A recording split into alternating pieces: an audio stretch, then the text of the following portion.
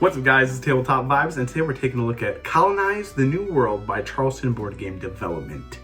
Holy mackerel. Yeah, this was a great game. This was huge. This was a huge game. Oh my goodness. Yes. So 4X game. This is a 4X. Yep.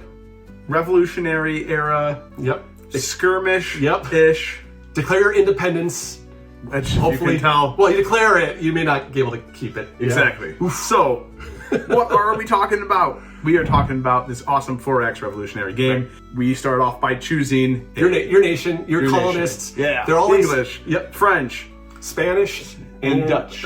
Yeah. And so you all get different artillery, infantry, and colonists to start with. You all get one little ship. Little ship. And you start off at one of the starting locations on the board.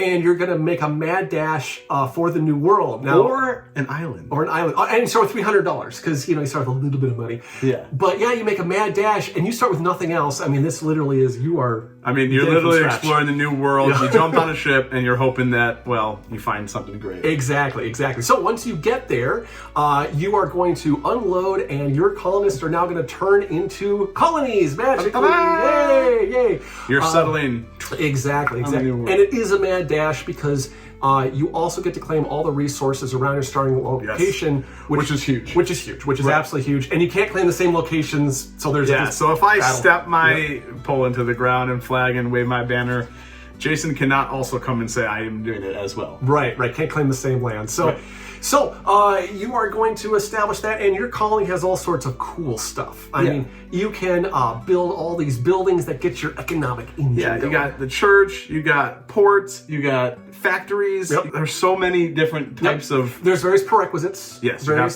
different prerequisites, and they give you different abilities. Like, the factory made me more money, and if I was on certain terrain type, and I had certain resources there, made more money. Things like that. Right. The school actually allows you to train units in your colony rather than buy them and ship them over from Europe. Which is huge. Which is really big. Because dumping all your people on land and then you have no more people, and if you don't have the school to, teach your people what to do, you have to go back to where you came from and then re-transport. Right. But you are there at the privilege of the king, and he's going to want his due.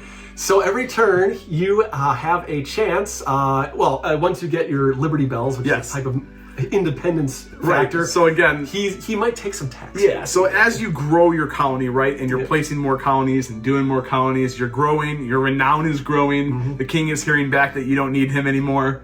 He's not very happy with those things, and then he was like, well, you know what we're gonna do? You're gonna draw a royal king decree card. And you're gonna get taxed. And you're gonna get taxed, or worse. And there's all these different cards. One of them was like, here's a free ship. But give me $700. But give me $700. Congratulations, I'm sending my ship to protect you from... Right. And if you refuse, you say, nah, king, I don't know what you're talking about, then you owe him $2,000.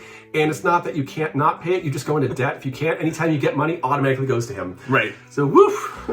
He's garnishing wages. Exactly. From afar. So you are going to then expand and build more colonies out and get more troops out, and invariably you're going to come in contact with each other. So there's some PvP conflict. And also Indian tribes. Right. And you have two choices in your tribes. This is good. You can raid them like I did because they have tasty treasures. Right. Or you can trade with them like I did. Because he's the French. I was the French. And I was trading with them. You could also... I could hire them out to attack Jason. Exactly. Which was fun. It was so fun. Guys, we've been working together really well. I need you to do me service. Right. So once you get your mini empire, all set up and ready to go, then you really kind of consolidate. You really get all those buildings, and then you start to unlock some of the, we'll call it public objectives for all intents and purposes. Your founding father cards. Yeah, you have these cards. Obviously, the founding fathers. If you don't know what they are. Well, I'm not going to tell you. You should already know that. Look it up. But you have like Ben Franklin, Paul Revere, and you have these cards that essentially give you different bonuses. Right. You have to... but there's prerequisites to draw these cards. Right. And, first come, first serve on it. So if you satisfy the requirement, somebody else can't. Right. But they basically give you permanent bonuses for the rest of the game, additional power, more ability to generate your engine, other effects. Really good to have. But... just like what happened in normal times, the more founding fathers you have, that acts to how the king's happiness of you is, and he's going to tax you even more. Right. Again, everything is like you're trying to obviously colonize the new world, and the king isn't happy because, well, he wants all of your money, love, and attention. Exactly. But you can also do treaties with players. This is kind of a cool mechanic with the game. The treaties literally can be anything. Yeah. Keep it under 2 minutes long, okay? We don't need a 25-minute treaty. Right. But common ones are just, I give you this for that, or I'll give you some money each turn. Don't cross this line. And then you have breakings of those treaties. So like, don't attack me for 7 turns, and I'll pay you 100 each one. But if you attack me, then you have to pay me 1,500, or things like that. You're putting prerequisites on things to levy, keeping your opponents. Right. So there's a lot of tabletop negotiation that goes in with a lot of this. And you're also going to be access the King's Market every turn, ready to get. You can buy units, you can buy trade goods, you can buy building goods, get them shipped over to Europe. You can buy freedom. Yes, you can buy freedom. Liberty. You can use your bells. That's right. You can use your bells. You can buy those. And so what the bells do is and Jason's going to touch on it too, more is that when you have enough bells, you can declare your independence. Yes. And then that brings on a whole slew of other problems. Right. So what basically happens is that you're gonna want a capital, because you're gonna the capital of your new little independent empire and all of your colonies. And once you're sick and tired of the oppression from the king, of him taking all your money, you're gonna declare independence, and then I'll break free. Yeah, we'll try to. Well, yeah. So rise up. Right. Once that happens, you forget the debt that you owe to the king because. Well, you don't care anymore. You don't care the first part, but now you definitely don't care. Exactly. For a little bit, your other players can't make treaties or attack you. They're going to give you a little reprieve there. And then the king is going to say, yeah, you're not going to do that. Well, and the other aspect, too, is you now can't use the King's Market because, you broke away from the king. So he's like, well, you're not using my stuff anymore. Any ships that go near the starting points, which is basically Europe, automatically get sunk. So yeah, he's monitoring the waters, and his ships are huge. Yeah, the man of wars he gets to do, so they're like 11 power, or 9, 11. The artillery is 9. Yeah. Like his regular guards, whatever. So let me just get into what happened with me. So basically, I build out. I thought, I got my colonies out there. I told you not to do it. I got my engine built up. I got a few units per colony. I'm feeling pretty good. I'm going to declare independence. And then the first card I pulled, he says, okay, first batch that comes over to Europe is 5 infantry, 3 artillery, and 3 man of wars. I went, not gonna lie, it was a joyous day in my country. I regret my decision. Yes. And so he literally sends all that out because that's one card. That's one card. You draw 7. Yeah. So Jason was deciding that he wanted to break free from tyranny. I was loving tyranny at that point. That's all I have to say. I was like, thank God. And Jason just got... Yeah, I mean, I did what I could. You actually get some benefits when you're fighting the king. Actually, if you attack the king's troops, you roll a d8 if you lose the battle, and if you get a 1 or an 8, you actually don't lose your units, kind of this guerrilla warfare thing. Basics of battle is units have base power, some terrain has base multipliers. You can have base multipliers in colonies or adding to it. Yeah, stronghold. And then you each roll a die and you add that to the modifiers that you have, and whoever has the highest, that unit gets lost. Right. So relatively straightforward combat, but really it's the delay as much as you can, use your units to try to pick the units off as much as you can, but it's like this, it's like this flood. Yeah. Oh gosh. Well, and then there's other cool cards like treasure loot cards. I call them loot cards. Treasure cards that you can find and pick up. Yep. And again, you're going out on the board. You're getting your resources by colonizing, trying to be strategic on where you want to colonize. Right. And then the sea beast. Oh yeah. Yeah. So there's a sea beast. Jamunga. Yeah. That's totally wrong, but I think that's how you say it. So basically, on turn 3, you roll a die, and a big cloud of mysteriousness appears somewhere. If your ship gets caught in it, you roll a die if it's going to survive or get thrown into the Bermuda Triangle. Yeah, so good. And then if it doesn't survive, it gets thrown in the Bermuda Triangle.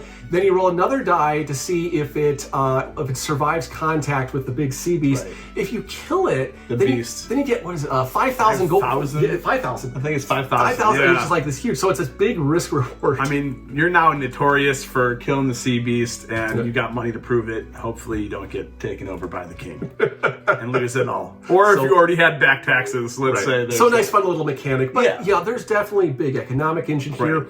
Definitely in your trading with each other and trading with the Indians, there's definitely like you're sending colonists out to move trade goods, and then your opponents are like, I'm going to disrupt you. Right. You don't want them coming back and forth from their colonies, trading with the Indians and trading with different people, doing all that kind of stuff because they're only furthering their own colony. Right. So fundamentally, I mean, what I got when I got this game, yeah, it's a 4X game, like the genre, but to me, it's like felt like. So when you play Puerto Rico, you build up, you know, your big, nice colony, you're great, and then you're like, game's over, you're like, but I want to do something with it. That. This game allows you to do something with it, and since every colony is independent, you get to do something with it like 6 different times. Right, because however many colonies you have, which is really cool. There's a bunch of, it's like dry erase, they have different colony sheets, so every time you get a new colony, you get a new sheet. They're independent. Independent, doing whatever the resource is, building whatever buildings you want in that colony. And so you have a bunch of different sheets. There's also your country sheet and your tallying, like who you're fighting against. Jason's made me mad this turn, things like that. And you're then attacking. You have your modifiers, so you can just look at your sheet and know what you need to do. And there's just all of this like ability to fight, explore. Trade. It's the 4X whole thing. Yep. But I mean, you probably need to build like several dozen units. Yeah, you need to be strong in order to break free from tyranny. Yeah. I mean, I hand it to the founding fathers. I don't know how they did it because wow, that was Gosh, that was rough times. Gosh, it was like a tsunami. It was I mean, so it was just great watching Jason get obliterated. So I was pretty happy about that. And then if I get obliterated, he wins. So yeah, 100%. So I was like, yeah, you go for freedom. That's right. You go tyranny. Yeah, tyranny. And I was like, all right. But yeah, there's just so many cool components of the game that make it really fun. It is still in the works. Still in development.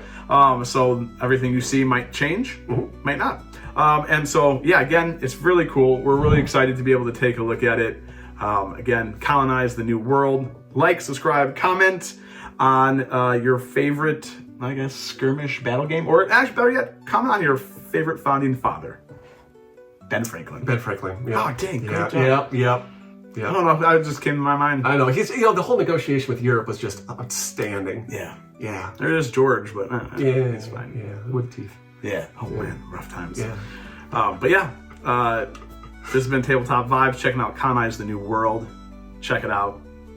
Colonize. It's a whole new world. Well, maybe. Check you next time.